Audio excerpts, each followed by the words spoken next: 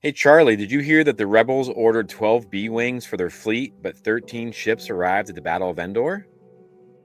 I guess that one was a freebie.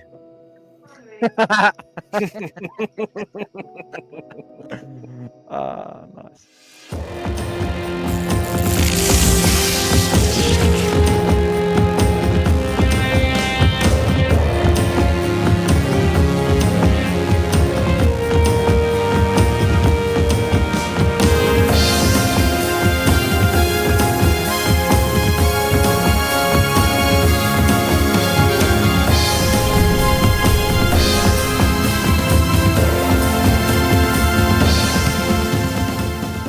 That's a good one, Jimmy. You can have that. You can have that. Hello, explorers, and welcome to episode 105.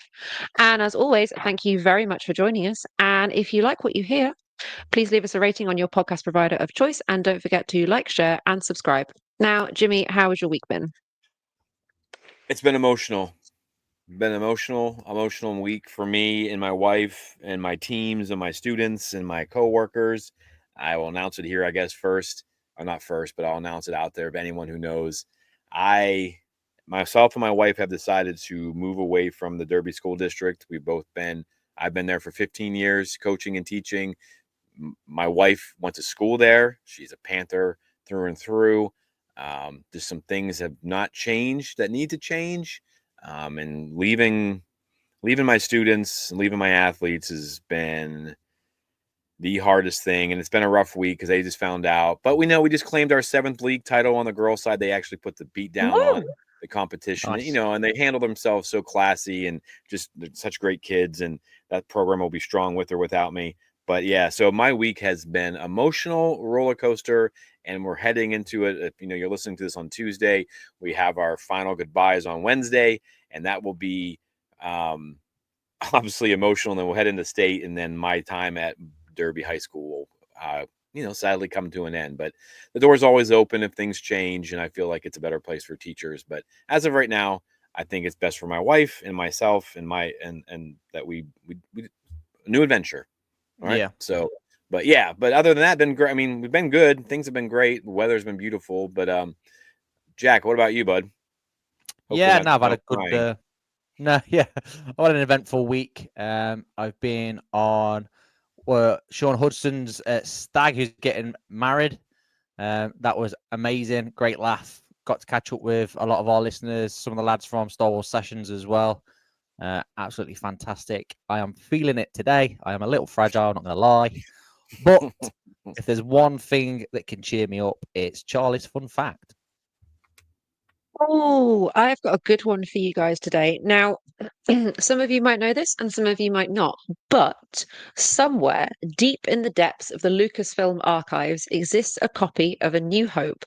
But instead of the iconic John Williams score, the music is that of Holst's Planet Suite, which heavily inspired Williams' future compositions for for the film itself.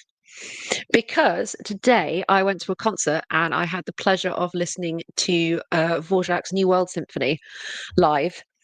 And it turns out the fourth movement of that piece is also what inspired John Williams. And when you listen to it, you can hear elements of Jaws and also Star Wars in the music and the notation, which I thought was Nice. really, really cool. So that is my fact for the day. All right. Well, let's head over to our force encounters for this week. For my ally is the Force. I'm stealing it. I'm stealing the first one. I'm stealing the first one because I had the coolest force encounter. A few days ago, I had the absolute pleasure of attending a hometown con for me in Peterborough, and it was hosted at Peterborough Cathedral, and it's called Feel the Force Day. And many, many years ago now, this started as a single event in a single room with some tables with a bunch of Star Wars stuff on for kids to come and have a look at and play with and touch and pick up and explore.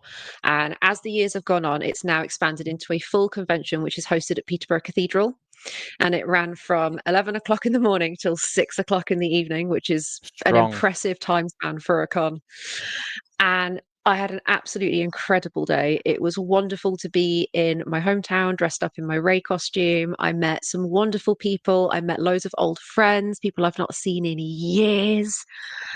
Got to celebrate Star Wars with so many people, had some wonderful interactions with people, and something I really love about Feel the Force Day in particular is it's one of the only cons in the UK that tailors itself specifically to people with disabilities, and that's all Wow. disabilities from things like autism and ADHD all the way up to physical disabilities in wheelchairs.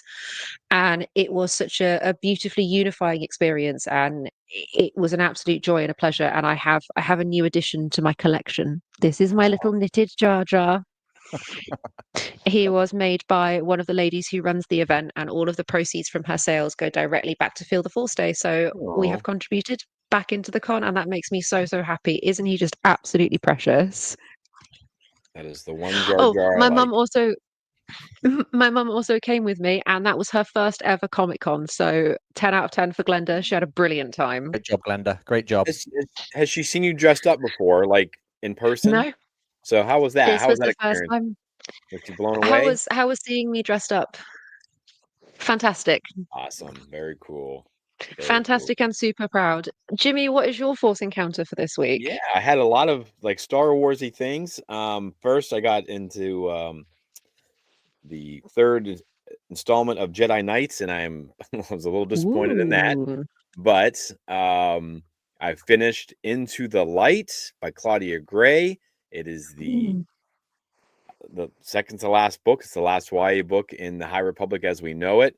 And hopefully this week you guys will get to listen to me and Taylor and I got together and we dove into it. It was supposed to be a 20 to 30-minute romp about Into the Light, and it went for almost 50 minutes Nice. because Taylor loves herself some High Republic, and she's infectious. And I mean, I was kind of grumpy about the book, and of course, as Taylor does, she kind of turned me around a little bit on it. So it was really awesome, and that's the thing about our podcast, man, and all of our friends and people, like, being able to have Taylor do that. It just reminds me of the stuff that we're trying to do as podcasters, and it warms my heart in the time I really needed it. So yeah, so I had some good stuff, and then I got the Wayseeker book, so I'll get to learn a little bit more about Master Indara and Nice. Master Vernestra Rose. So I'm excited to dive into that, try to get that finished up. Be lots of reading over the next week or two, so I'm very excited. What about you, Jack? How was your Force encounter? I mean, I know some of your Force encounters. Yes, yeah. So we did a little bit of Star Wars gaming. Obviously, the new Outlaw stuff came out. Again, the most underrated Star Wars game, I think, personally. My daughter Tessa has been doing some more Fortnite stuff. So I've been getting a whole Nice. rundown on all the character skins that she's unlocked. She's just literally got Emperor Palpatine, and it plays a little hologram of Obi-Wan's message to all the Jedi about it being a trap, etc. So I thought that was very good. And I heard a rumor, a dirty rumor, that there has been some winds of change in and around the possibility of the Acolyte Season 2. Whether it's going to be called the Acolyte Season 2, I don't know. But Oh. who knows? You heard it here first, Explore the Force. I've heard from somewhere that people have thought, you know what, Acolyte Season 2 might happen. Who knows? Unverified, obviously, just a rumor. But I think it's a very, very interesting one. So, yeah. And speaking of interesting, let's see what news we've got coming out of this week at Batu. The people in this crowd will soon be among almost 40,000. For those who are among the 900 with news media or promotional tickets, the sneak preview probably will be the only chance to see the Empire. Okay, so as we all know, we're getting the Mandalorian and Grogu film. It's going to be released next year, May 22nd, 2 days before my birthday, because Dave Filoni couldn't move it to the 24th, but that's fine. It's going to be the new, the first new Star Wars movie to hit the theaters in 6.5 years later. And then we're getting Grand Theft Auto 6 literally 4 days later, which is the first GTA game in 12.5 years. So the game's obviously available. But what do we think is going to be the bigger deal? Because these are big things. They are huge things. Are we going to get the next, Barbie Oppenheimer sort of feel to it? Or is it going to get called, Grand Theft Auto, Star Theft Auto? Who knows? There's going to be a lot of people off work next year for the latter end of May. Very exciting. Very, very exciting indeed. How are we feeling about the movie? Let's start with you, Jimmy. Again, we saw some footage at Celebration, and it looks fun. but it looks like a Disney Plus show. It doesn't look like a it doesn't look like a movie that should be on the big screen, but who knows where they're at in post-production, right? I mean, the action was great. I'm not trying to be negative, but it did not look like it. I mean, we were watching it on a big screen and it looked like it was a television. I mean, I would say I would compare it to Captain America Brave New World as far as like what little bit we saw, that it kind of gave me that feel where it's like, Okay. but you know, who knows the story? I mean, there's so much. I mean, we saw 15, 30 seconds of a little battle scene. So, I mean, from what I saw, I'm not super pumped. I mean, I'm pumped for the movie, but I'll go see it multiple times. But yeah, I am hesitant. I won't lie to you. And I've been saying that since the beginning when they wrapped up so quickly. How much is this on the volume? Yeah. I'm not trying to be negative, but of course, I'll hold off my final opinion until we get to see it next year, which was very exciting. Nice. About you, Charlie, what do you think? So, what worries me is, first and foremost, Jimmy, thank you for not forming an entirely solid opinion on 15 seconds of This footage you movie saw at sucks. Celebration. Ah. Thank you for not being one of those Star Call Wars me Jimmy fans. Theory, I 10 guess. brownie points for you. Call me Jimmy Theory. Oh God. This is the thing. I feel like I've been spoiled, rotten, and ripped to pieces by Andor. So anything that comes after this, nothing's going to match. Nothing's going to hit the same. I feel like That's true. I've been given the purest form of Star Wars crack, and now I don't want anything else. I want nothing. I can't think about anything else. I can't consider anything else, and I worry that it's going to feel like a bit of a step down. And I mean no disrespect to the studio, the directors, the people involved, to Pedro Pascal himself, but I'm Yeah. nervous. I'm nervous. However, Grand Theft Auto 6, all over that. Hopefully, it's better than 5 was. I really loved 4. 5 didn't really hit for me. The trailer looks insane. I haven't seen it. I didn't realize it was coming out. So that's new. Is that Rockstar Games, right? Isn't that? It is. Yeah. I wish they would do Interesting. something Star Warsy like that. Like, Yeah. obviously less Interesting thing murdering. though. We're getting Ahsoka season 2 beforehand, and I was saying this to someone else that Andor has built and repaired bridges that needed repairing, but it's definitely put Star Wars back on the map. But like you said, Charlie, we are going from an extremely high. How are we going to match up? You got anything to say on that, Jimmy? Well, this is my thing too. Is with Andor, right? I loved Ahsoka. Everyone knows I loved Ahsoka, but I did not want to see Hera and Ezra and them show up in the Ghost. Like it just.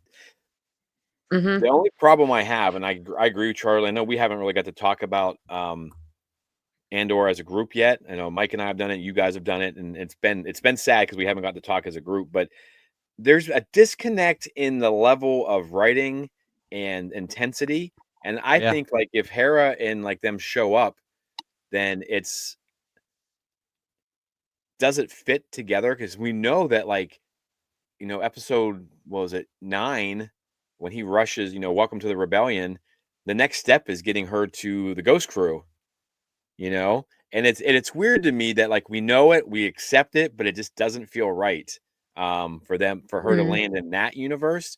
And then seeing Mon Mothma, next time in seeing Mon Mothma in like Ahsoka season 2 without the intensity and without the what we know to be true and what is being said, like the intensity level, I think, is just the difference. But as Star Wars fans, you've got to take it for what it is. Like, Ahsoka's a totally different thing, and I love it.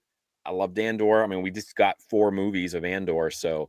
But yeah, I'm a little nervous. Like Charlie said, I'm a little bit nervous about, and it's probably good it's a year that it'll come out because it gives us time to come back down. We'll get what do we get? We get Visions in there.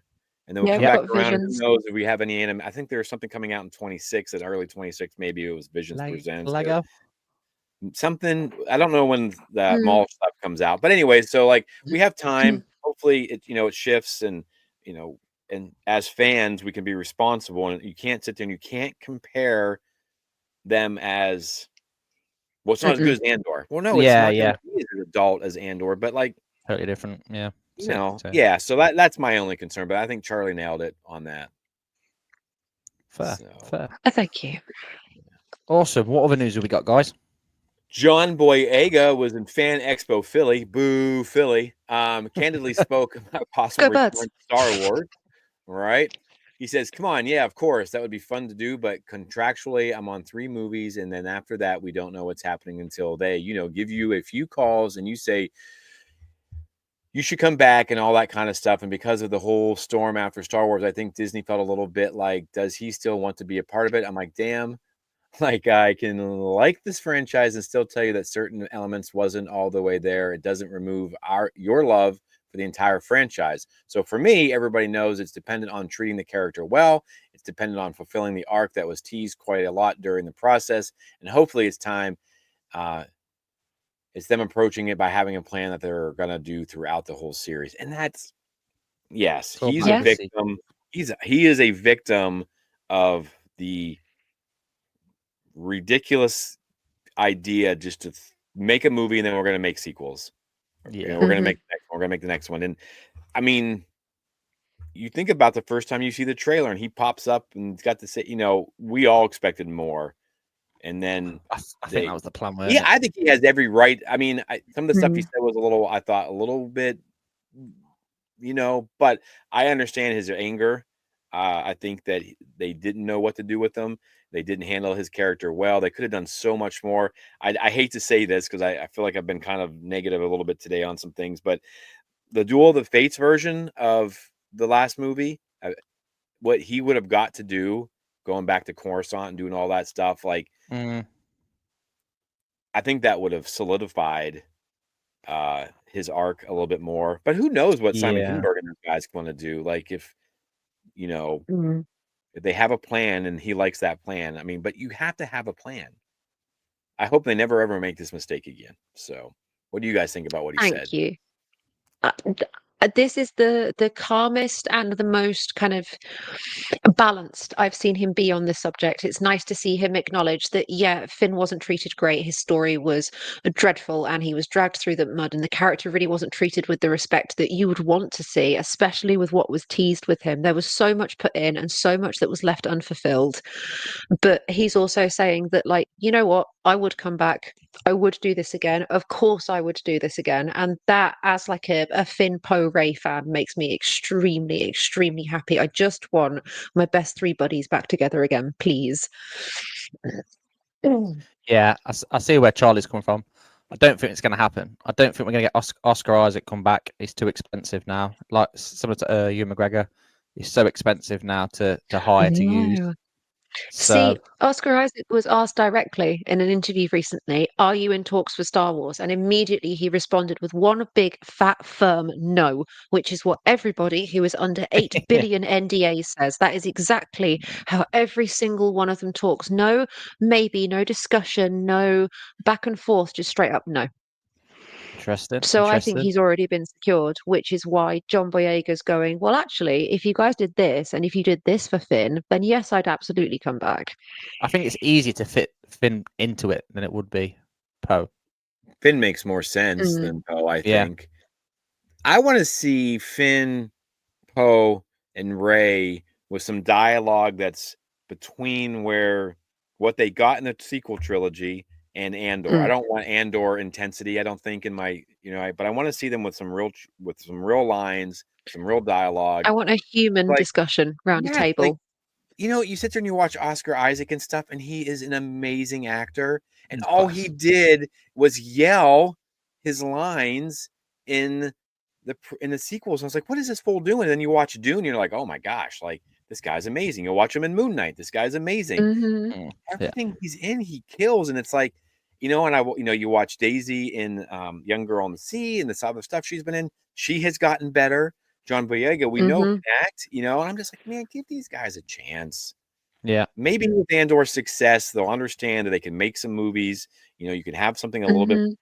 I don't want Andor every time I go see a Star Wars film, but push it a little bit more out of the they fly now, nonsense. So I don't know. Yeah, no, I totally agree. I think where the direction was with it fitting, or I'd like to think anyway, is I think we were going to get like Finn versus Kylo and Rey versus Snoke, and I think that just didn't materialize. I'd like to see. I'd love to see the opening of a new film where Rey's training someone, and it turns out it's Finn. How Finn took off his stormtrooper helmet. Imagine if he did the same Oh thing yeah, Finn's a again. Jedi. Yeah, but pulls back imagine, pulls back his hood, or the training mask, with the visor, and takes off the training mask or it's something. the same thing, but it's Finn. It's like Yeah. that would be awesome.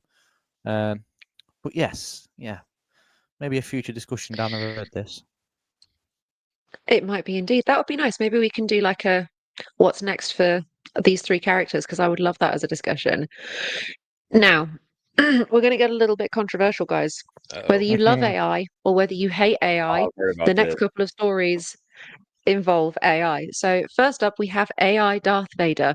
Now, I'm sure Tess is aware of this. I cannot wait for her little update on how Fortnite's been going. I'm super, super excited for that.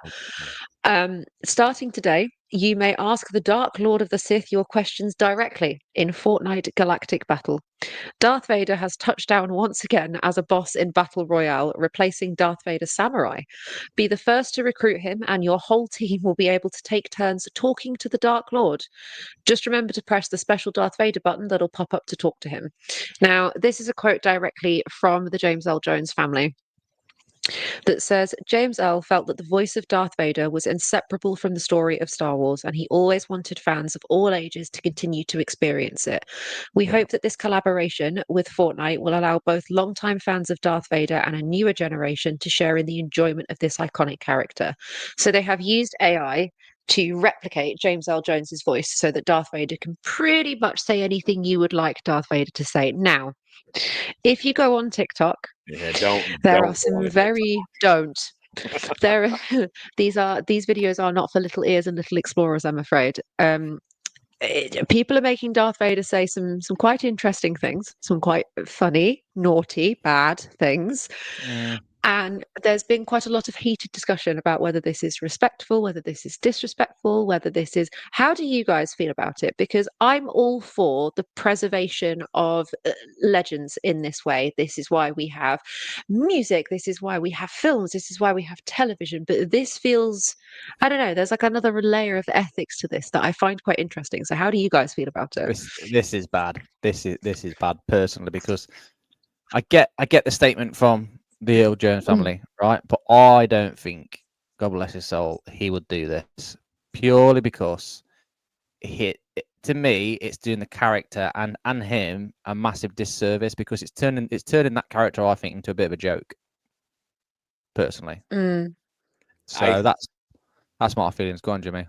Yeah, I'm in the same way. I actually got this brought to my attention yesterday on our way to a meet, and supposedly it's fixed now because he was just supposed to say your name, and then somehow, of course, these kids are smarter than they should be, and they figured out get him to say whatever. It's supposed to be fixed, but there has been some damage done. I don't want to hear James Earl Jones or Darth Vader saying anything. It'll be funny and stuff like that too. I mean, I'm not going to not laugh, but Jack, I think you're right though. It kind of, he left us his voice, so we'd always have his voice. And we've talked about this so often about how sparingly he needs to be used. And so I mean, I love the idea of like him talking maybe some stuff that's like pre-generated or things like that, but giving him the ability to say whatever. I mean, I don't know what I mean. I know these people aren't in the classrooms, but I can tell you what kids are like. You should just call me next time you have an idea like this, and I'll be like, yeah, don't do that. Our last little bit of news is also AI related, unfortunately. So I found this one particularly interesting. When George Lucas founded Industrial Light and Magic to create the visual effects for Star Wars, he pushed filmmaking into a whole new era of technology and creative innovation. In a recent TED Talk, which was reported on by Film Stories, ILM Senior Vice President Rob Bradow discusses the latest and most controversial leap in technology, the use of generative AI in filmmaking. To showcase how ILM is trialing AI, he unveiled a piece of test footage called Star Wars Field Guide. I will pop the link to that in our socials if people are interested to go and watch it, because it's It's interesting. Obviously, we know generative AI at the moment is at a point where consistency is something that it struggles with, consistency across kind of expanded time periods. Photos it can sort of do, video iffy kind of on and off. Now, LLM have been using AI since Rogue One came out for for Tarkin, for Leia, for this kind of face preservation, de-aging, all of these sort of techniques use a lot of generative AI. But this feels on a whole other level, and I'm interested to see how firstly how this goes down with the company as a whole, but also how this goes down with the fan base. I feel like this is a very controversial time to choose and push AI, given there's so much kind of pushback socially at the moment. Yeah, I would say. I mean, we just had a writer strike and an actor strike because of this. People were Hmm. mad that there's, and supposedly there were rules put in place for There were. AI. Um, you know, and I've used AI to try to make like lesson plans and stuff like recently, just messing around with it. Like I haven't used any in the classroom yet. There's lots of mistakes. We use Hmm. AI even to like give us ideas about our talk at celebration, and had to go and like double check everything. And if if you're not putting in the legwork, it's a nice outline. It's a good place to start. I don't Mm. want to see them taking away from people who actually like. I have no ability to draw or to make something. I don't want them to take that ability away from people. It's nice as someone who has no artistic ability to be able to like, hey, I want to see Yeah. this, and this, and then bam, I have it. But then it's going to being an artist is already hard enough. Yeah. Like this is going to make it impossible. Yeah. You Tell me know. about it. As an So artist with an art degree that's becoming more useless by the day. yeah, this is scary stuff. So I would be hesitant. And again, I'm a person who would use it because I have no ability. But I think it's a slippery slope. I have Yeah. curiosity towards AI. I don't necessarily think that it is the future for us as filmmakers or Everyone else technology seems to people. think So, so. Yeah. how are you feeling about it, Jack? Yeah, I'm with you. Obviously, one of my good friends, listening to the show, Jamie Marchland, works incredible. And again, he was telling me all about it at Festival of Force, how much it affects his work. Hmm. And like you said, Charlie, as well, yourself included, these people have worked so hard for these degrees and all these qualifications, and on the art alone, and then for AI to come along, and it's nowhere near as good as someone doing. I don't care what No. anybody says. Yes, it's quick. Yes, it's a hassle-free, etc. But again, the quality is not there. The work isn't up to scratch, in my personal opinion. And yeah, not great if I'm honest. Nice, nice, nice. Thank you, everybody, for joining me for that little discussion. I really enjoyed that. Awesome. Right. Speaking of discussions, then let's dive into this week's main show. Okay, so joining us today is one of Star Wars' biggest authors, someone who has written for the galaxy and beyond, we all know and love. Ladies and gentlemen, it's George Mann. Woohoo! Hello. Ooh. Hello, George. Welcome to the show. How you doing? I'm very well, thank you. Very well. I'm very happy to be here. Good, good. Absolute pleasure to have you on the show. Super, super appreciate the time. For those that don't know who you are, that have been living under a rock, tell the listeners who you are, where you're from, and a little bit about yourself. Yeah, sure. So I'm a UK-based writer for TV, comics, and predominantly books. I've mostly been writing Star Wars for the last kind of 5 years, which has been a lot of fun working on the High Republic, amongst other things. But I have a kind of a long history of writing, over 20 years now, scarily. So I've written for other kind of big properties like Doctor Who, Dark Souls, Dragon Age, that kind of thing. And a lot of my own original fiction as well. So I've got a steampunk series called Newbury and Hobbs, a fantasy series called The Tales of Durston, and a whole bunch of other books and comics, Engine Ward and Mother Bridge graphic novels. So yeah, and I have a long history with gaming as well. So I used to work for Games Workshop, ran the Warhammer studio for quite a long time, and their publishing program for Black Library. So I've written quite a lot of Warhammer as well over the years. Nice. So yeah, I kind of I like to keep myself busy and work in different worlds, but I say mostly recently it's been High Republic all the way. Awesome. Wouldn't know how you would have time to do anything else as much stuff as you're been carrying Yeah. out. So, first off, I just want to say again, I know we talked a little bit off the air, but how excited I am to have you on here and just everything that you've done so far with the High Republic has meant, and just some of the stories you put out there, man. I just blown away. We've talked a lot with our friends. And so basically, we want to talk a little bit about your journey as a writer. So you said you've been doing it for 20 years, which is awesome. That's amazing. And then kind of, your fandom, like where do you land as a fan in Star Wars, prior to writing the High Republic, now that you're leading the charge, it seems, on phase 3 as far as materials. How has that been as well? So first off, I guess your journey as a writer, how did that all kind of come to fruition for you? Yeah. So I'm one of those people who's always been a writer. Like, even as a kid, I used to make books, and like a lot of kids do, I used to fold pieces of paper together and draw picture books. I had a whole series of books about a caveman called Noof. I think there's only one in it.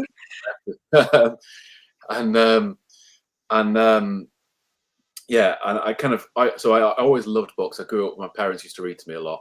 I grew up as a reader, played a lot of D&D, and kind of got heavily into fantasy and fantasy novels as well, and all the D&D spin-off novels.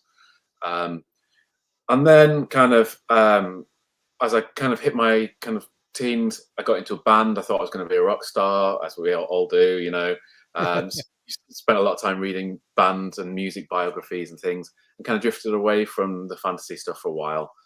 And then about the age of 18, I moved away from home at 18, and I met my now wife, then girlfriend, and we moved in together. And we didn't have a lot of money, and we had this weird thing in the UK where I don't know if it was the same in the States, but you could hire a computer.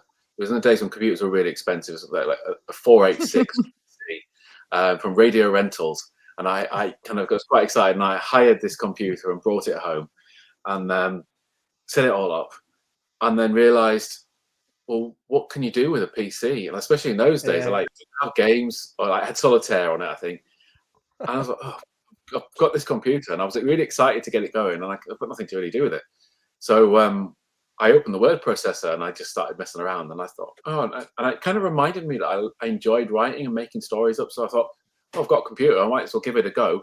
So I started writing, and at that point, I was working in a bookshop, and I'd moved into reading science fiction novels. So I was kind of reading Stephen Baxter and Peter Hamilton, and Alistair Reynolds had just come on the scene, people like that. And I thought, I'm going to write the big space opera. I'm going to join these guys. That's my future, writing a big space opera. So I kind of set off and embarked on this mission to write a big space opera novel, or what I thought might be a big series. And I didn't really know what I was doing. So I'd kind of I'd get about 7 chapters into this book, and it would just all collapse because I didn't really know where. I hadn't really thought about planning a novel or planning the characters. I was just writing. And then it kind of happened again and again, and I'd get about 7 chapters in and again. And then eventually I kind of stopped for a while, got a bit fed up with it. And in the meantime, because I was working in a bookshop, I kind of thought, there's a bit of a gap in the market for a guidebook to kind of the current scene of science fiction and fantasy books. And so I pitched a book to Constable Robinson called the Mammoth Encyclopedia. They did a book called the Mammoth Series of. It's like the Mammoth Book of X, Y, or Z. And I pitched the Mammoth Encyclopedia of Science Fiction. And they said, yeah, great. A bookseller who's not, I was buying science fiction for the whole chain at that point. And they said, yeah, obviously, the market, do it. And like I say, I was like 18, 19 at the time. And I thought, I can write an encyclopedia. Of course I can. And this was actually, so it came out in the year 2000. I did write the book, but it nearly broke me because I had no idea how to do it. And I was heavy on research. It was kind of dial-up only internet. And even to the point, like, I had to print the manuscript out, because in those days you had to deliver a printed manuscript. It was 225,000 words, this thing, and I had an old-fashioned inkjet printer, and I didn't leave enough time to do it. So I had to stay up all night just shuffling pages at this printer. But anyway, it got me a book. It got me a book done. So a couple of years later, I kind of thought, I'm going to try writing fiction again, because I really wanted to do it. And I tried to pick up the science fiction novel that I'd been writing, and it just wasn't working.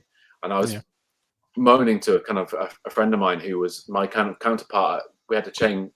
I worked for a chain called Otticas, and he worked for Waterstones, and so he's my opposite at Waterstones.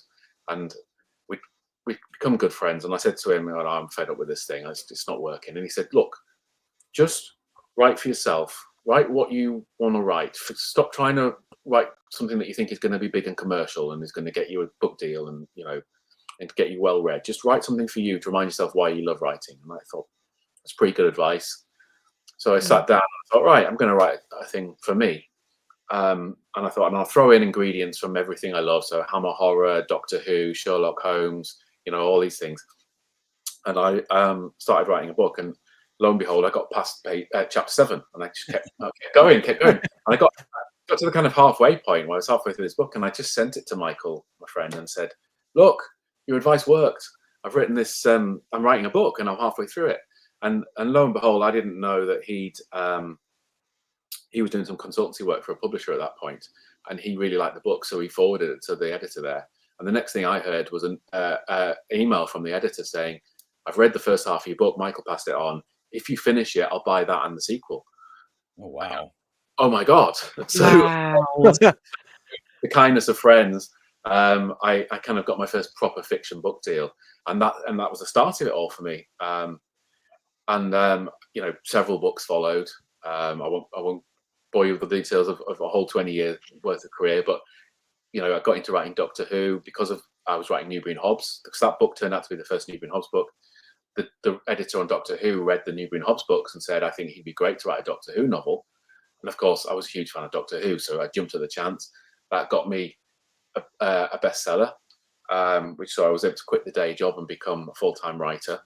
And fast forwarding to Star Wars, really, I was at San Diego Comic-Con with my friend Cavan Scott, who and we'd gone out there because we were writing Doctor Who comics, and we were trying to get other comic writing gigs, and we were in a bar at 4 o'clock in the morning, as happens at these things.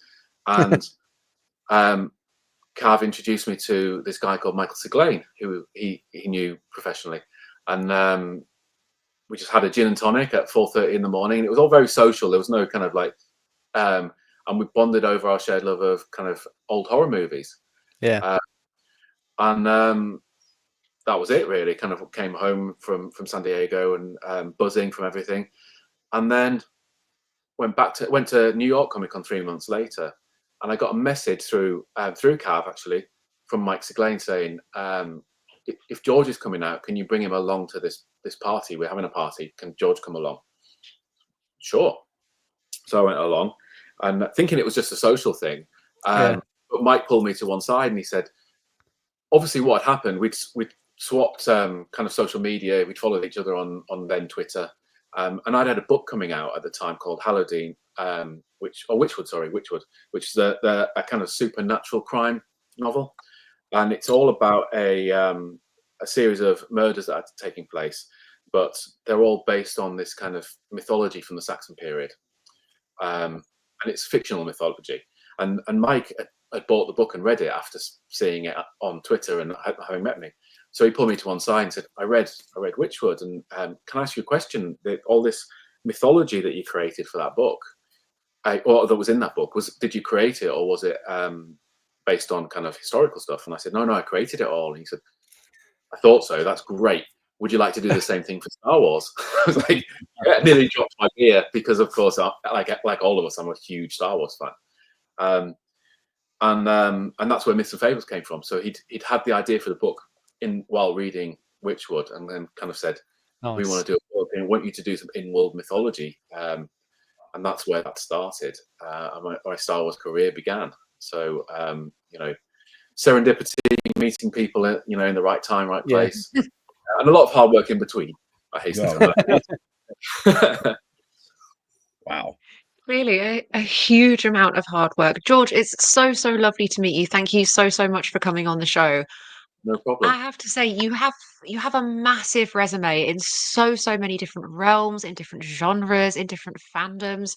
What's your favorite kind of area of geekdom to sort of work and write in? You know what? It varies all the time. It depends what I'm working on. I have a kind of a rule of thumb that whenever I'm offered a job working in someone else's universe, so it's not one of my books, I'll only take that job if I'm not going to be cynical about it. I don't do it.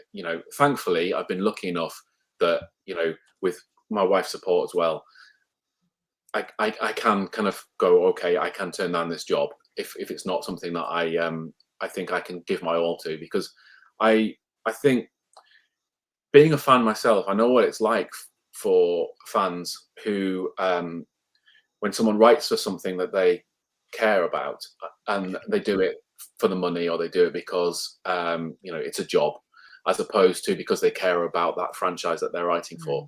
So I kind of go, and that's not to say, sometimes I've been approached by people to write for something that I'm not particularly familiar with. So what I then do is I go and have a look at it, and I kind of go, can I get into this? Can I get inside it and enjoy it? And have I got something to say, something to add that is more than just filling in a gap between this moment of screen time and that moment of screen time? Is there something worthwhile that I can say? So because of that approach, and I think it served me pretty well, because of that approach, I kind of fall in love with whatever it is I'm working on, if you see what I mean, because I kind of throw myself into it. So the thing that I'm writing is usually the favorite thing I could be writing. So I've had a huge amount of fun writing Star Wars over the years, and long may that continue. I love writing fantasy as well. And I haven't done a great deal of that in my time, but I've been doing a bit more of it recently. And then Star Wars really is fantasy, with just fantasy set in space. But yeah, one of the things I've particularly enjoyed recently is, and I know we'll probably get into the specifics of these books later, but the 2 Phase 3 novels I've just done. They're big, chunky, multi-POV novels, and that's, for me, that's been something to really get my teeth into, because that's, I loved getting involved in the High Republic from early on, when I first kind of joined the partway through Phase 1 and did some short stories and some picture books, and then Phase 2 was great, and there were some lovely chunky projects in there. But I've been waiting for the opportunity kind of to get my teeth stuck into something really meaty, and that's kind of what these 2 books have given me. And they're the longest books I've ever written, and in the process of doing that, I learned a little bit about kind of how much I enjoy writing that type of book, and I think, again, it stems from those kind of the big fat fantasy books that I like to read. And it's given me a bit of the confidence to go, okay, maybe I want to write one of those as well. Nice. You can tell you're very passionate about it. It's the same as the other authors that we had on. You're also passionate, and it shows with everything that you're writing as well. It really does hit home. Obviously, you've already mentioned that you're a Star Wars fan. Sort of 2 or 3 questions in one coming at you now, George. So what I want to know is, what's your favorite Star Wars movie? Who's your favorite Star Wars character from any medium? Do you have a favorite Star Wars book? Ooh, okay. So favorite Star Wars movie is it's got to be Empire Strikes Back. There's a whole bunch of reasons why. I think a lot of it's wrapped up in the fact it's the first one I saw at the cinema. I was very little. I was kind of 4 years old. I saw it with my granddad. Nice. And so it's got a lot of fun memories. But I also think, in like, having seen it again dozens of times, I also think it's the best movie of the run. I think it's just got so much depth. It brings so much kind of that character into. It's all there in the first movie, but it really shows you kind of a more serious side to Star Wars, emotional depth of it as well as the high adventure. And I think favorite character, it flip flops. It's R2D2. I mean, it has to be R2D2, and that was again my way into Star Wars. That's the thing. I came out of the cinema, I think, watching The Empire Strikes Back, going, Nice. I love the robots. Yeah. And got an action figure straight away, and R2D2's followed me through my career like that. But if we're not talking about droids, I think it's probably Sabine Wren. I mean, and Rebel. I mean, I love Rebels. Like, I would put Rebels up there with any of the movies. I really enjoyed it.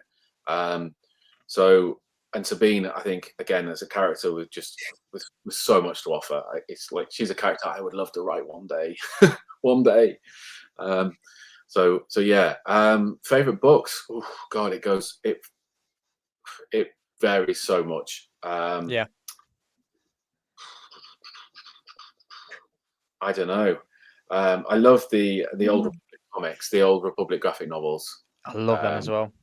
Yeah, I mean, I think that's probably where it's at for me. If we're talking, I know that's cheaply a comic, not a book, but it's it's just printed on paper and bound. So we'll count it. We'll count it. Yeah. I mean, but there's so many great books, and it's really hard as well because it sounds crass to talk about the High Republic, but I love a lot of the High Republic books, and I've seen them take shape. I've worked with the authors on the meta stories, and I've read various drafts as these books have taken shape. But I mean, the Rising Storm has got to be up there as well. I mean, I love that.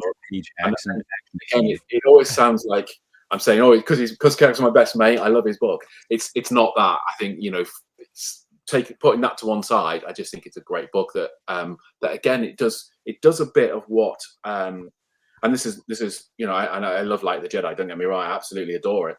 But I think what Rising Storm did was do some character work in a way that that I was saying like Empire Strikes Back did for the films.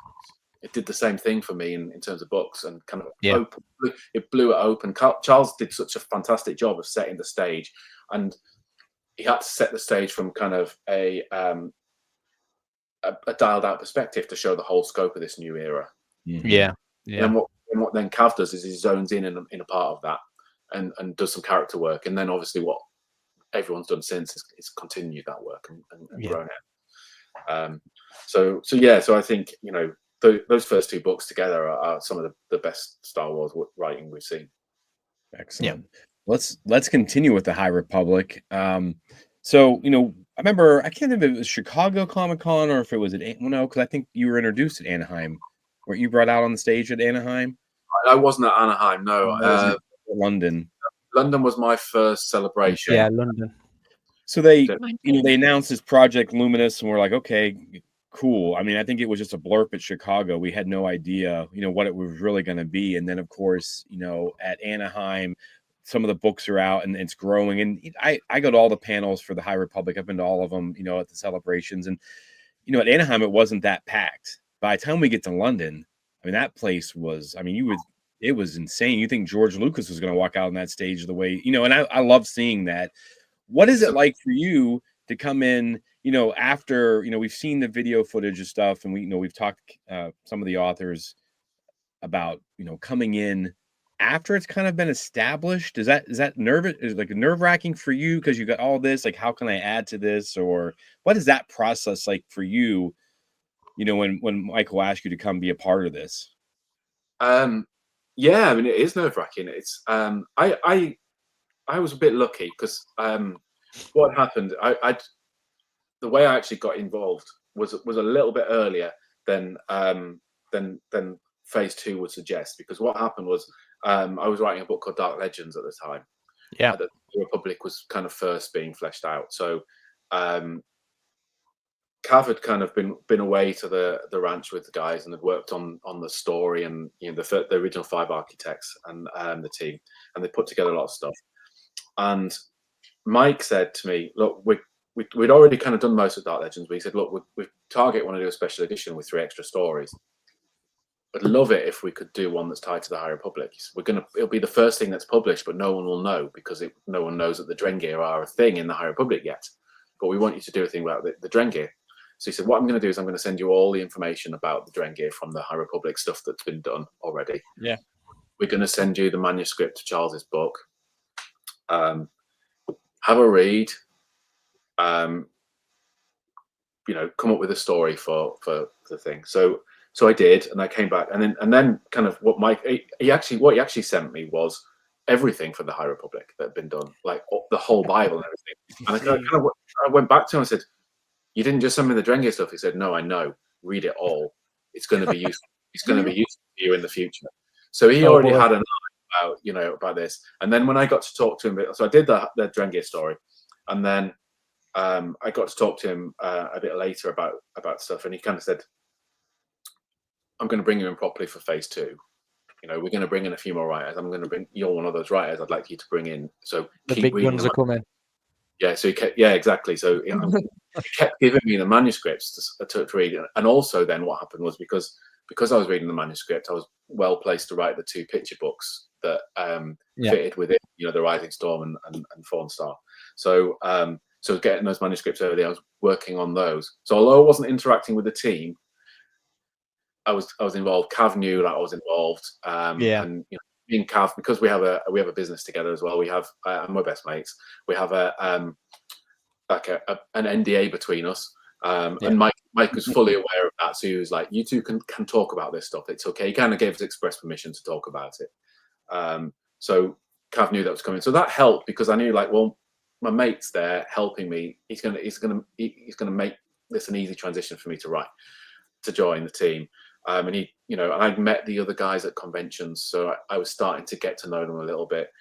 But they were, I mean, the truth is, although it was nerve-wracking, and you do want to, you want to make sure that you can live up to the stuff that's been done, and again, that you can add something that you're not.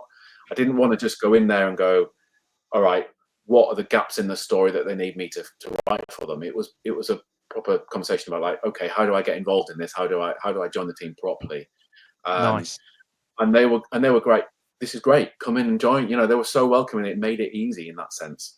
And again, I felt lucky. And I think this is I don't want to speak for the other people who joined in phase 2, but certainly from my perspective, and I suspect this is probably true for them as well, the fact that most of us had written Star Wars already helps you get over that hurdle of, you know, the first time you go, you know, whichever character it is that swings their lightsaber, and you go, ooh. I'm writing about lightsabers, and you have to pause for a minute and go, "Oh, okay," and you know, and you then put it aside because you have to, because you've got to be professional and get on with your job.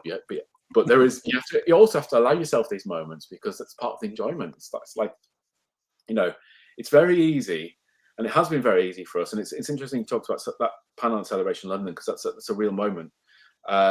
It's very easy for us to get so tied up in the work and the edits and the rewriting and the making everything together like a jigsaw puzzle.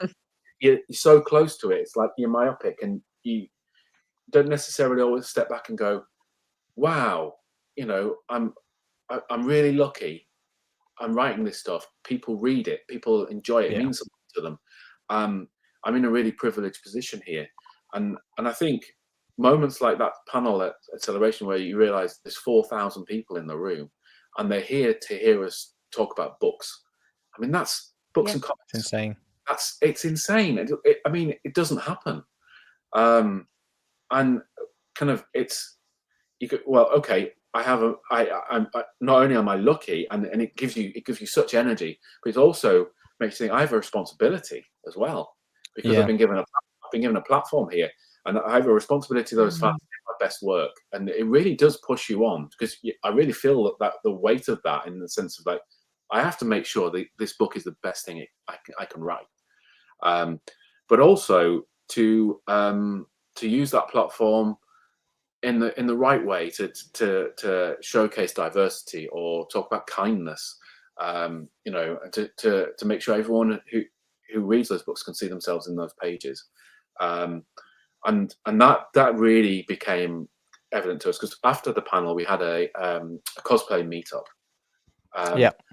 And you know, what happened there, we came out, we got together after the panel, and we said we'd meet people out the front of the exhibition centre, and we came out, and there was a group of like 5 or 6 people dressed up in High Republic costumes, and we were like, oh, okay, that's great. We'll go and do some photos with them and say hi.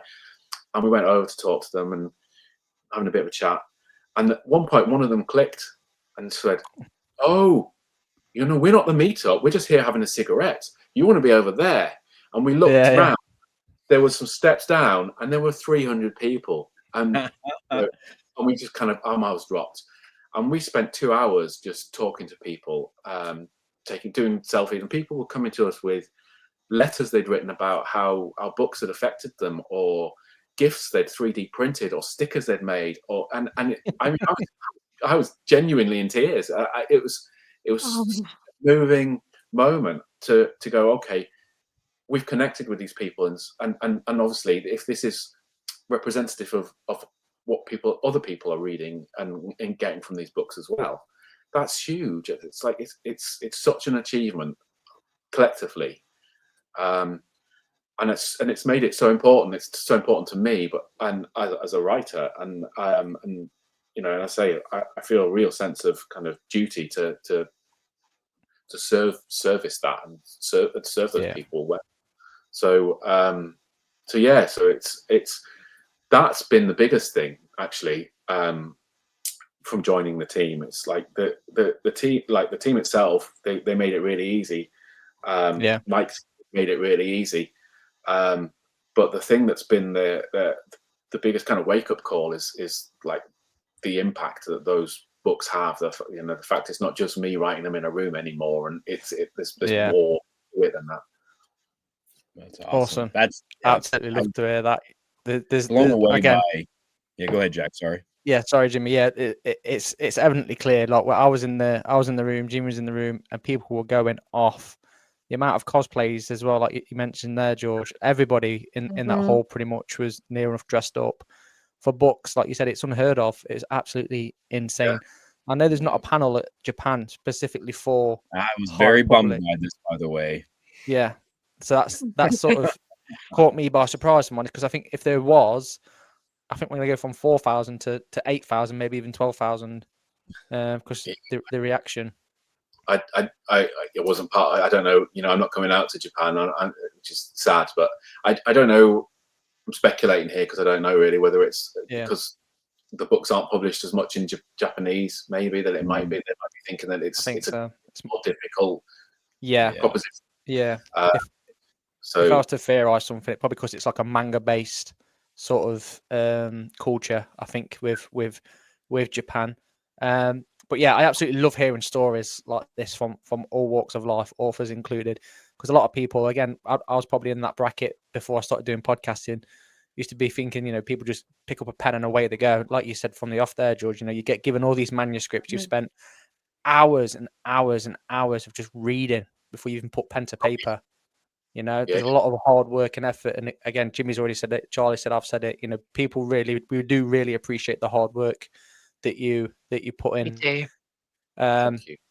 Big question though. Yeah, go on, George. Sorry. No, I was just going to say, I think it's. I feel lucky that I joined at the time I did, because I think it will be very hard for someone coming into phase 3 because they'd have so much to read and to catch up. Yeah. So we've been lucky to stay as a team, you know, a kind of writing room of the 10 of us. Yeah, so no, that's spot. It's a nice segue into the question was, what is the biggest challenge when you're writing or making a comic book series? What has been the biggest challenge? What's the biggest challenge? It's probably the amount of work you have to do to make it fit with what everyone else is writing. Because it's not as simple as because of the way timelines work and you know, publishing works. It's not as simple as that you write one and then hand it off, and the next person reads it, picks it up, and writes it. We're writing concurrently on a lot of the time. Yeah. And also because of the interconnectivity of it, you know, someone will be writing a middle grade, someone will be writing a YA, someone will be writing an adult novel, someone will be writing an audio drama, someone's writing a comic, someone else is writing a kids comic, someone else is working on the sequels to what you're doing. Equally, the book that came before might not quite be finished. It might be going through rewrites. So it's changing. And so things are changing all the time. So for me, the most extreme example of that was the Battle of Jeddah, because it was a book that was in the middle of the phase, and it was being fed into from Zoraida's book. It was feeding out to Lydia's book in the adults thing. It was also in the Battle of Jeddah, which Cav was writing in the comics. So we were working together on that quite closely. But then I was also feeding in stuff from the middle grade I'd written, and it had to put out to the next middle grade as well. And then Cav was writing YA, and there were some scenes that overlapped in Cav's YA and this YA, and I was picking up characters that had been in Justine and Tessa's YA before. Yeah. So, like this crazy amalgam, and I still had to tell a story. And what's quite difficult when you've got a situation like that is you're looking at it and going, a lot of these characters are passing through my story, and it's not necessarily their story. So what you have to do is go, how do I find whose story it is? Do it in a way that everyone has a meaningful journey through the book that you're writing. That they, that it's worth your while and their while and the reader's while that they're in that story. They have to, something has to happen that changes them in some way or changes events in some way. But you also have to find the emotional heart of the story and how that works with what everyone else is writing. Which is why in that story, it was actually a brilliant comment went from writing the outline from the editor Tom at Del Rey, Tom Holer, who said, particularly with that story, Keth is a character because spoiler, but he lives and dies in that book. He said, this is his only Star Wars moment. I kind of went, oh, okay, it's his story. He typifies the experience of the Battle of Jeddah. So then suddenly it all started to click. And there's usually a moment like that in a book. With Eye of Darkness as well, with kind of trying to work out how to do it all. And I wrote a scene with Markion Rowe and Gira standing in the fortress, having a discussion, and it's a kind of a moment where Markion actually just opens up just a little bit and says that kind of phrase of like, by winning I've lost because I have to become my enemy. Because she's saying to him, we have to set up a government. We have to, and he's like, that's what I'm trying to break. And by winning, I become my enemy. And this is what. Yeah. So I've lost, and this is what the Jedi don't realize is like to beat me, they're going to have to become me. And I kind of thought, oh, okay, that's Markion's book in that sense. And we always knew it was, he's called the Eye of Darkness, but. It was the moment where I kind of went, oh, okay, that's the heart of the story. That's where everything's, and that's what makes him dangerous in that book. So there's usually a moment like that in the book, but you have to sometimes write to find it, especially when you've got all these other stories going on and feeding into it. It's you've got to stop it becoming a shopping list. That it has to do this, do that. Well, actually it does, but it has to do those almost as a byproduct of telling a great story and having great character interactions in it. So. Yeah, and you end up doing quite a lot of more rewriting than I've ever done in any books, and it's not because it's not because you it needs a polish. I mean, obviously, all writing your first drafts always do, but it's not that. It's more because you're finessing to make it work with the themes of everyone else's books, or where you have to get characters to emotionally as well as physically. Nice. I can imagine it must be frustrating for you to both have such an open world to play in, but also being so unbelievably restricted by other people's stories, other people's movements with characters. I think that's such an interesting way of working collaboratively as well. It's fascinating.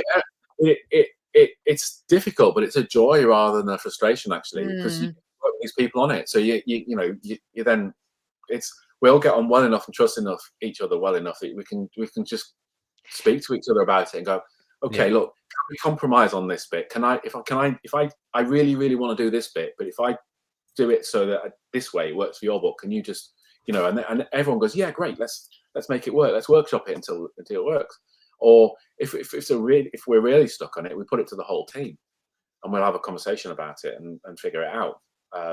So it's actually, so it can be hard, but it's also, the collaboration is part of the joy of it. Yeah. That's fantastic. How are you feeling now that I hate to say this out loud, now that the High Oh, Republic is nearing its end? Is it, sorry, Jimmy, is this already done for you? Are there more stories you'd like to tell? Um, yeah, so it's bittersweet because it's been hard and it's been all consuming. So in some ways, it's kind of like, whoa, okay, I can stick my head above the parapet and look around and maybe write something a bit different. But also, I don't want to give it up, Yeah. and I love doing it. So it's walking that line. I mean, yeah. I mean, I'm done on the initiative now. So Haunted Starlight was the last thing that's just come out that I had. Just come out. Yeah. Yeah, and yeah, it's a strange feeling, and it's going to be really strange. Kind of next time we're all in the same room together to kind of look at each other and go, okay, we're all done. So yeah, I mean, and I know Mike said before, it's like it's not the end of the High Republic; it's the end of the story we're telling. Yeah. So I'm hopeful the High Republic will go on, and other stories will be told, and other writers will come and have an opportunity to write other stories as well. Has to. There are things I'd love to go back to, and given the chance, I will. I'll bite their hands off. First and foremost amongst those is the Pathfinders. I really, really want to tell more Pathfinder stories because I feel like we didn't get a chance to do enough with them in Phase 2. There's so much opportunity left there in that idea of Jedi frontier explorers. Yeah. Yeah. Going out and encountering, new species and new worlds and 100%. new Yeah. problems. And I love the setup with the kind of the Republic's like medics and pilots and droids and then the Jedi. So yeah, I'll be campaigning to write more Pathfinders if ever the opportunity arises. Nice. I think there's definitely has to be scope. People, there'd be a massive outcry. I think if they just stopped doing High Republic. I've been feeling it, like, because after Tears of the Nameless, we've gotten some YA stuff, but I'm like, what is the next? You know what I mean? I'm like, kind of like, come on, where's it at? And then I'm also nervous because when I get that final book from Charles, I'm going to be like, oh no. Because you know how you read a book and it's almost at the end and you just kind of like, your reading slows way down and you don't read quite as much. Like, I feel like that's going to be that whole book for me. It's just going to take me a real long time because it's going to be like, oh, it's all over now. Well, what I would say is, I mean, I'm sure, I like, Mike said that it's going to be, there's going to be more High Republic stories in the future. I don't know what shape or form that will take. But what I would say is this, my favorite ever fantasy series is a book called The Malazan Book of the Fallen by Stephen Erickson. And it's a 10 book. It's a big investment in time. They're like this fat each, thousands of pages. And there's 10 of them. Yeah, I mean, there's 10 of them plus his best mate has written like another 10 novels as well, all set in the same world. Kind of interactive. So if you want to do it properly, there's like 25 books because there's prequel, sequel, blah blah blah blah. Anyway, but You're speaking my language. Yeah, I mean, honestly, check it out because it's amazing. But the core 10-book series by Stephen Erickson, The Malazan Book of the Fallen, is it's a work of genius. I honestly believe that, and it benefits from rereading.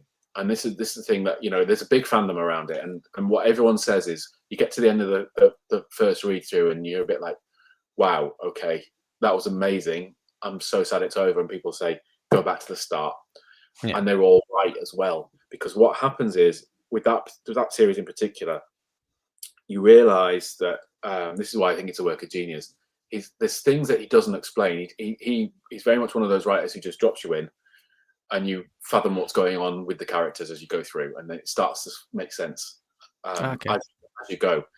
But when you go back to when you now know everything, you know the big picture, and you know all the massive twists that have happened, and they're contextual twists as well as kind of plot twists. You go back to the start and you go, oh, he knew from page one. He knew what he was doing from page one, and you can then read it with a different level of appreciation. Nice. I'm hoping people can do that with the High Republic as well. And there's different ways to approach it. You can approach it in publication order, which is a really good standard way of doing it. But you could read it once you know the story. You could go, okay, I'm going to read it in chronological order, or I'm going to read character through threads. And I hope things will different things will emerge to people. Different Yeah. themes might emerge. You can read it again as one piece, knowing the story. You always kind of get that bit out of the way where you're going to go, right, I now know what happens. I've now got over that. I'm now going to go and read and see if they knew what they were doing, you know. And Yeah. I'm not saying we're as good as Stephen Erickson, but I do think careful rereading will pay dividends for fans as well. Oh wow! I've got so many theories already floating through my head. Like, I'm excited for it to end now, so I can go back and actually reread stuff and be like, oh, he did or she did know this. That's amazing. Obviously, we had the Acolyte come out, but do you think we'll ever see the High Republic in live action or animation? Who knows? I mean, I loved seeing the Acolyte, the Jedi robes on screen. You know, the first look at the era, like Venestra. You know, I had the privilege to write Venestra and in Tears and Nameless, and I think I was sad it went away. I'd love to see more. I have no idea. I mean, I'd hope so. I mean, you know, the High Republic's been really successful. It's been, you know, we've now had Young Jedi Adventures, we've had the Acolyte, we've got video games. Who knows? Who knows what the future might bring? Would you ever be interested in writing like film, like, you know, taking the books and making them into like I said off air before we got started, people complaining about the movies and things. I was like, make the High Republic, the adult novels, the movies, and the YA novels, make them TV shows on Disney Plus. Would you be interested in doing something like? Of course I would. I'd be even more interested in new stories and setting era for screen. You know, I think because there are benefits to adapting books, but there are also things you can do on TV. Like I'm a big believer in write for the medium you're writing in.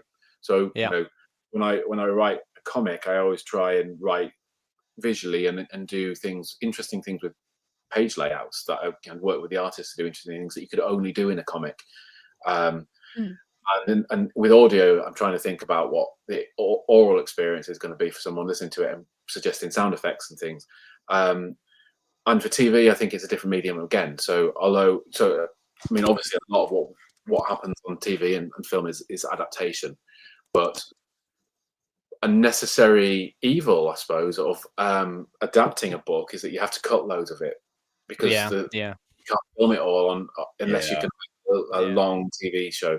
So I don't know. I think there's a lot to be said for kind of writing something new that you could tell a whole complete story for screen. Like a Pathfinder, maybe on an adventure. Say again, sorry. Like a Pathfinder crew. I mean, just imagine it. Wouldn't that be? That'd be amazing. Great idea. You know, I'm going to call Lucasfilm. Give me a guest spot. Yeah, I mean, it would. There are so many, but that's the whole thing, isn't it? It's such a rich era that's developed through by virtue of the fact that so many people are involved. And I'm not just talking about the authors, all the editorial team, the story group, all the artists involved in the comics and the concept art. You know, who've given it a feel. I mean, you can't minimize the contribution that the art has made. You know, a lot of the characters, you know, came from concept art originally. You know, and then you know, Ian McCabe doing sketches, or Phil Noto doing paintings, and then writers interpreting those things. Like Sandra Show, who's kind of one of the characters I created for Phase 2. She came from an Ian McCabe sketch, and he'd drawn a kind of a Jedi who had this disc behind her back, and I thought, it's a shield. That's a shield, and I kind of went all in on the shield, and had a lot of work to do to convince everyone that we could have a Jedi with a shield, because Jedi don't actually need shields because they've got lightsabers. But my whole argument was, no, that's the point. That's the point. She's choosing to have a shield because it's symbolic. You know, and thankfully everyone was kind of got on board with that and agreed to it. Nice. And then we talked about that piece of art, and kind of there were a few theories about, you know, well, we think Ian was probably drawing a hat that was, you know, you should push back this big hat. And it did. And you looking at it, and you go, oh yeah, actually, it probably was a hat. And then I had dinner with Ian McCaig at San Diego last year, and I said to him, oh, you know, that sketch was so important to me when it made this character, and you know, and he went, I love that you turned it into a shield. And I went, oh, so it was a hat then? He went, no, it wasn't a hat. It was. He said, no, it was like a symbolic. It was like a Byzantine halo. You know, I was just doing Nice. and I was like, oh wow. So look, there's 3 different versions of what that could have been, but you know, because it got put in front of me at a particular time, it became a shield. And that's Nice. that story. If you think about that story happening dozens of times by all the different writers interpreting pieces of art, you know, that's how creation happens, and that's why it's always been collaborative from the beginning. You know, whether it's writers talking to writers, writers talking to editors, writers talking to Pablo, or you know, Matt, or whatever it is, or working with art. It's, you know, and that's again, like I said before, it's part of the joy. Yeah, I love that scene. I can't remember, honestly, the name of the book is slipping my mind. I think it's Planet X, or when Cylindra is using her shield against those monsters. I was like blown away. Like I need to see that live action. Like how cool would that be to see her using force and just slamming those monsters and jumping off of it? I'm glad you thought it was a shield. Yeah, a lot of fun to write. Yeah. Great call.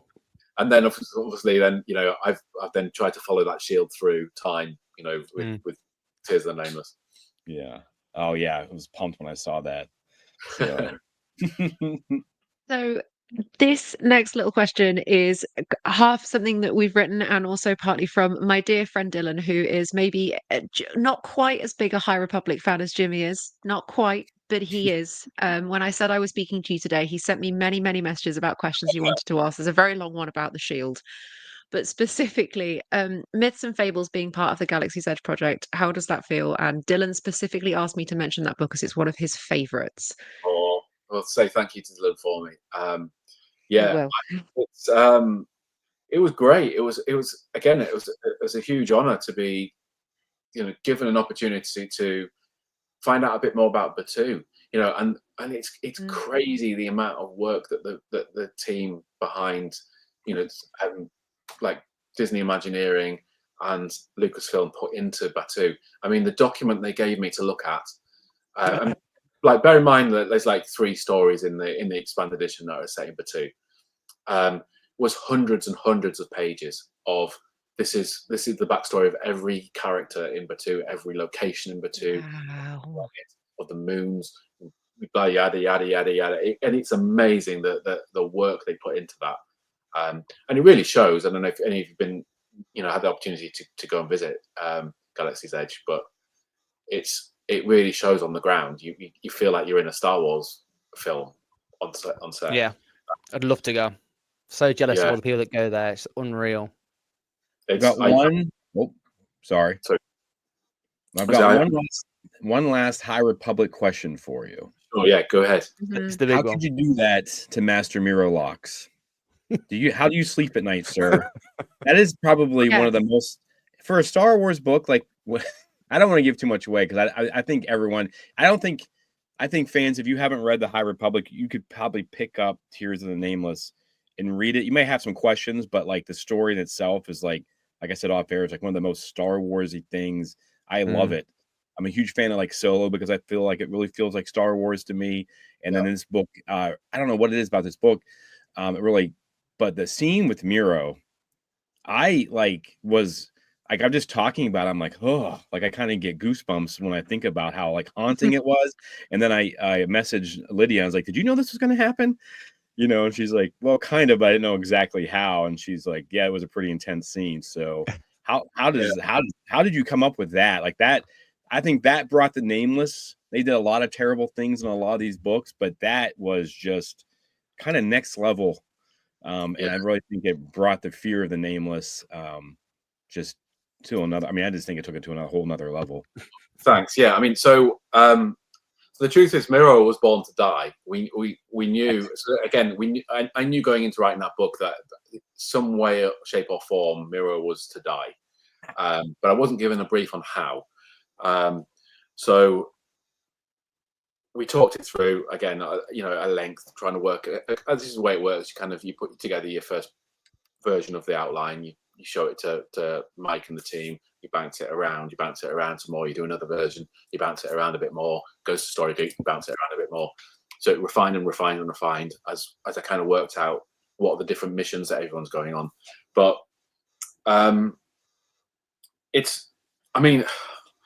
what I really wanted to do was exactly what you said, was to really ram home the horror of the Nameless, at the same time as, trying to show in that book that the Nameless are victims too.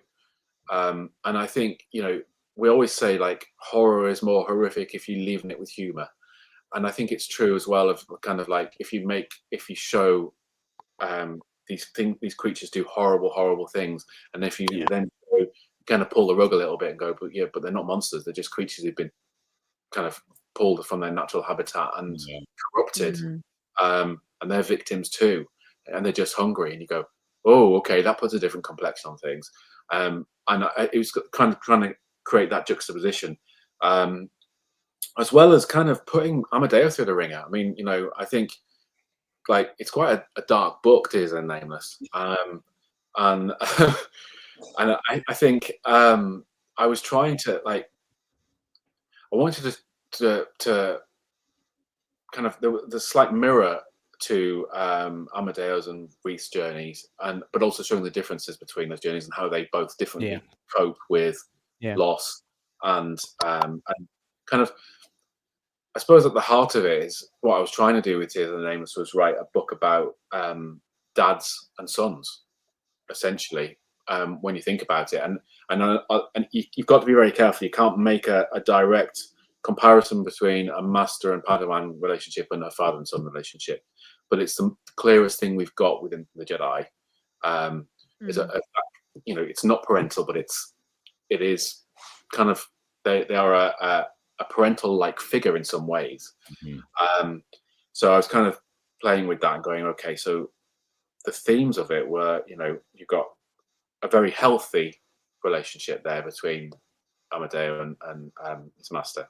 You've got a bit of a broken relationship between Reith and Comac.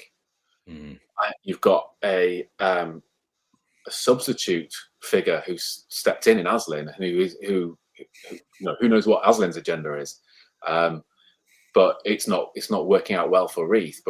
But Reith's fallen into it because Comac's missing, and it's like, and then you've got Sicarus and Bulan, and the fact he calls Bulan his father, and because Bulan's kind of created him and stuff.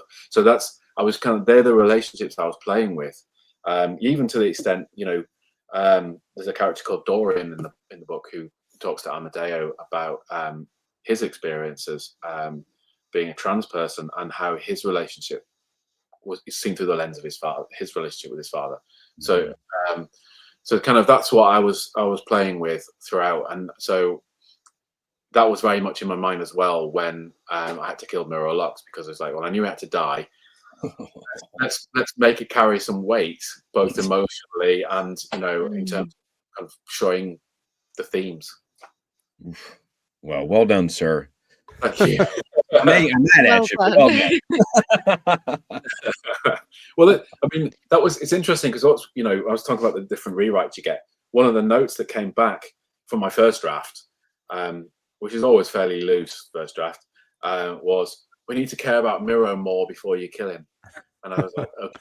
So I then spent time building Miro up so that because it was a good note, it was a good editorial note.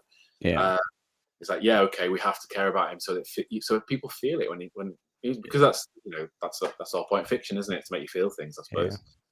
Yeah, absolutely. George, I'm sure we could sit here for another hour and talk the High Republic, but yes, for the sake of Jimmy's poor head exploding with excitement, I'm going to move us gently on to the future. Do you have any new work coming out? Have you got any projects that you're currently working on that you can tell us about? Well, so the only Star Wars thing I can talk about a little bit, I suppose, is the Qui-Gon graphic novel that was announced a while ago. It's now just landed, hasn't it? It doesn't seem real to me yet because I haven't had copies arrive yet in the UK. But we're still waiting. But that was a lot of fun to do, and that has links to my High Republic work with Brotherhood of the Night's Door in it as well, as kind of Nice. the main villains, as it were. So that was great to do a character study of Qui-Gon and young Obi-Wan Kenobi as well, and to get to see Dooku when he was in his Jedi mode. So yeah, I had a lot of fun writing that. You know, there are other things I'm working on that haven't been announced yet, so I can't really talk about them, unfortunately. But you know, this isn't the end of Star Wars. There's more Star Wars to come. But outside of Star Wars, what am I working on? I'm doing, so again, most of it's stuff I can't really announce. I'm working on a TV show with Cam Scott through our company Strange Matter. Wow. That's not Star Wars. It's a different IP. You know, we're doing some development work. So that's exciting. I'm writing times. Yeah, writing a new fantasy novel. You know, Ooh. Fat Fantasy, like I was talking about earlier, which is a lot of fun. And I'm working on some role-playing game projects as well, because I'm a big gamer and I'm having a lot of fun doing that. So just trying to turn some of the kind of the ideas I've had into things that other people can engage with through roleplay. So exciting. Yeah, busy and pleasantly busy. Yeah, nice. Whereabouts can the people find you, George? For those that you want to get in touch with, etc., where can they find you on social media? Instagram at George Mann Author. Blue Sky. I can't remember what my handle is on Blue Sky, but if you go into Instagram, you can find it on there. And georgemann.net is my website as well. Awesome. Well, George, thank you so much. I can't tell you how much it means to me to get to talk to you and just to get to tell you how much I appreciate everything you've done and look forward to. And I'm going to dive into some of those other stories you've talked about. So I'm really excited for that. And I'll start those in my flight to Japan. Yeah. Well, yeah, I really appreciate it, guys. It's been a real pleasure, and I'm sorry it took so long to sort out. And you know, let's do it again in the future when we've got an excuse. Another project is announced or comes out, and if you guys want to pick up on some of the questions you didn't have a chance to ask this time, do another round. So awesome. I promise you, it was absolutely worth the wait. We've had a wonderful time. Thank you so much. No problem. I look forward to hearing it. All right, we'll get it sent to you. Thank you. Fantastic. Take care, guys. Bye. If you have any questions or just want your voice heard, or even just want to say hi to us, drop us a DM or voice note us on our socials, or send us an email at exploretheforce@gmail.com. Yes, and remember to like this episode, share it with your Star Wars friends and family, and to follow us on all our social media platforms. All you have to do is search Explore the Force, all one word. We're on Facebook, Instagram, TikTok, X, Threads, Blue Sky, and obviously over on YouTube. Please remember to subscribe as well.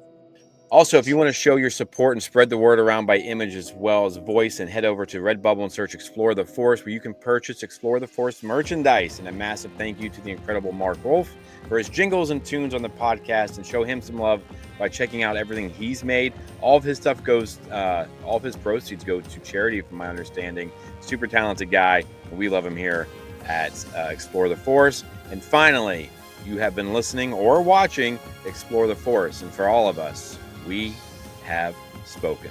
We'll see you guys next week.